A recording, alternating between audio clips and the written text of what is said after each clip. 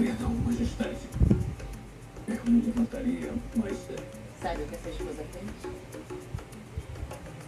ela não fez nada que eu não tenha ordenado. Quem diria que ela ia obedecer? Com que direito se atreve a tocar no parede? Eu sou o conselheiro do rei. Você era o conselheiro do rei. E agora você tem uma explicação. Querem calar a boca?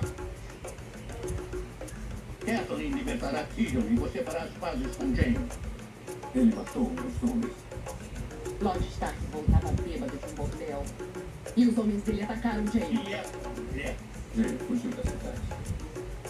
Dê-me permissão para trazê-lo à justiça. Achei que você fosse o rei. Olha como fala a mulher. Ele atacou um dos meus irmãos e sequestrou o outro. Eu deveria usar a armadura e você o vestido.